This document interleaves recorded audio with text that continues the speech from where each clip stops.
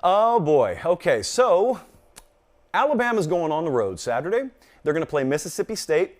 At Mississippi State, when we were doing our preseason schedule analysis, we circled the two biggest ambush games in the SEC this year, and Mississippi State had both of them. The first one was Texas A&M. They were going to go to Texas A&M. A&M had them sandwiched between Arkansas and Alabama. Well, they beat A&M. The second one was this game right here. Mississippi State off a bye. Bama is off back-to-back games against Ole Miss and at Texas A&M. It's their last game before a bye. And so it's just an ambush spot. Now, the difference is in the preseason, you thought it doesn't matter. It's Alabama, Mississippi State. And some of you may still feel that way. But I got burned last week for not breaking down a Bama game that they ended up losing. So I penalized myself. Never again, never again, never again. Bama is favored by, as we speak, what does it say? 17. Bama is a 17-point favorite right now. This game is a 7 o'clock kickoff on ESPN. Not SEC Network, not ESPN2. They're sniffing it at the worldwide leader. Who is Alabama? So let's ask that. We are, 6 weeks? This is the 7th week of the season. We're 6 games in to the season. What is Alabama? What's that offense? Because if you just watched that game against A&M, you may not be quite sure of your answer. Are they a running team? You could have fooled me once they got inside the 10-yard line. Are they a passing team? Well, you got to be able to catch the ball effectively to be a passing team. What are we looking at here? They're not a defensive team. I can tell you that. Not really a defensive team right now. So what are they? I think that this is a very, very important game in not only the world of Alabama and obviously the world of Mississippi State, but also the SEC championship picture, the college football playoff picture. It's October, so we can talk about it now.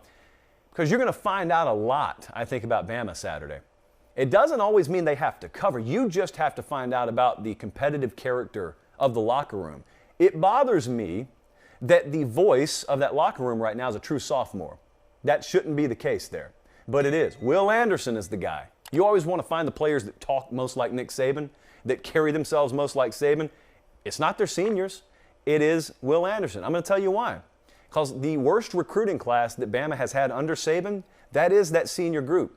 And out of the guys who really panned out, Surtain's gone, Waddle's gone. It's just a class cycling through. I'm not saying it's a bunch of dead weight. I'm just saying it is not special. This last class they brought in, best we've ever seen. In the history of recruiting, best we've ever seen. A lot of them aren't ready yet. Will Anderson is one of the best players in America right now. He's an alpha dog. Normally they got about half a dozen of them. Right now, you can count easily on one hand the amount that have shown themselves. But it's only halfway through the season. This is why they play all the games. So let's see how this pans out here. But who is Alabama? That's the first question. Because if they are that kind of team with the competitive character to get off the deck, they've got 31 on the board by the half this Saturday. That is a ... ellipsis, I think they call it in the grammatical world, so it remains to be seen. So what's the path here? Just like we talked about with Kentucky, Georgia, what is the path for Mississippi State? Well, you got to keep that Alabama pressure neutralized. So obviously Mississippi State throws the ball a whole lot. And I can tell you, I don't know a lot of certainty about the Alabama defense, but I can tell you one, is that I don't think you'll see the aforementioned Will Anderson dropping back in coverage a whole lot this week like he inexplicably was asked to do a lot last week. They did Alabama, a bunch of 2-4-5, 2 down linemen, and that's why they got run all over. It was, in retrospect, sort of a head scratcher. Even for me, and you know I don't question play calling, so for me to do it on both sides of the ball is a little bit atypical, but I thought it was an atypical game plan. It was not something that in retrospect I think they'll want to duplicate. So Will Anderson's one of the best pass rushers in America. Alabama had no sacks last week. I think they had a couple tackles for loss, not many at all, maybe one tackle for loss. Well, that's got to get fixed. Well, on the other side, Mississippi State, you would say, oh, this is a perfect idea. And it's a perfect situation. Bama doesn't have to worry about the run. Mississippi State's going to try and throw it 60 times in the game. They're going to rack up half a dozen sacks, right? Maybe, maybe not. Because the hallmark of a Mike Leach offense is hut, ball gone. Snap, ball gone. They get it out. They get it out really quick. So the first thing you have to do is just that. You got to neutralize that pressure. Don't let that pass rush get home. The second thing you got to do is go right back to the same well that Texas A&M did. And let's find out about Brian Branch. Let's find out even about guys like Josh Jobe. Josh Jobe's a very good corner, but it was also good for about a penalty or two per game. Throw the ball on him. Make them show you that they can defend your guys and play the ball in the air and not have yellow laundry all over the field after they've done it. Attack them. Go after them. What do you have to lose, really? Well, the answer is a football game. But you got the field tilted against you a little bit. You're going to have to take some risk here. I would go after the same suspects that Texas A&M did. The other thing is they've got to at least hold serve in the ground game. Mississippi State does not have a bad run defense. They give up, I wrote it down, 3.2 yards per carry. That ain't bad. Alabama, I can assure you, is going to want to establish that and keep it established. Not just for 80 yards of the field, but maybe for all 100 plus this week. You've got to neutralize that. And what you have to do is that early down situation, you've got to get them into those third downs where Bill O'Brien does have to ask Bryce Young to throw the ball. Now, I have no doubt about Bryce Young.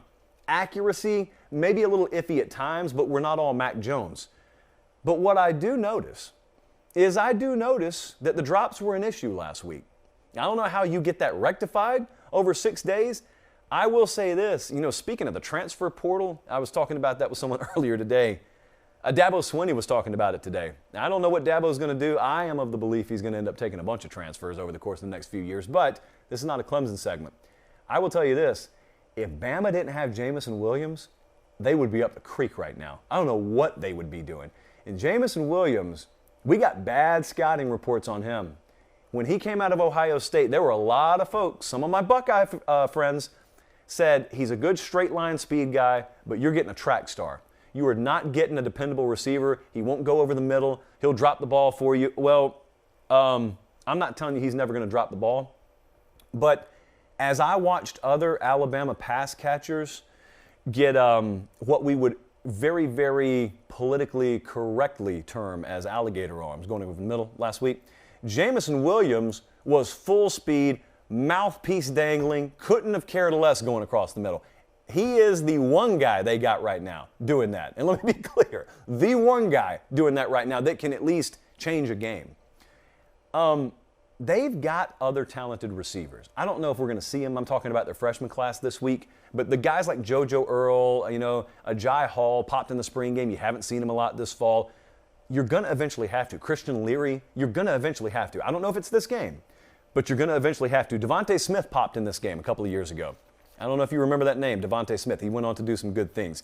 So the third thing you got to do, one of my favorite Rod Stewart songs, Reason to Believe, you got to have your crowd singing that. They got to have a reason to believe. It's the same thing A&M did last week. Yeah, they sold it out. But I don't even know if many of those A&M fans showed up thinking, we got a win in us tonight. They thought we purchased these tickets in June and we're not selling them because we at least want to be part of the experience. And then all of a sudden, a funny thing happened. They had a reason to believe they could win. And so Mississippi State's got to do that. It's tough to go to Starkville. It's the loudest stadium when you factor in the artificial noise that I've ever been in. Think about that, because a lot of you don't realize that because you've not been there in person. It sucks. If you're a road team, it sucks to be in there when they are ringing the artificial noisemakers. You're supposed to call them cowbells. I call them artificial noisemakers.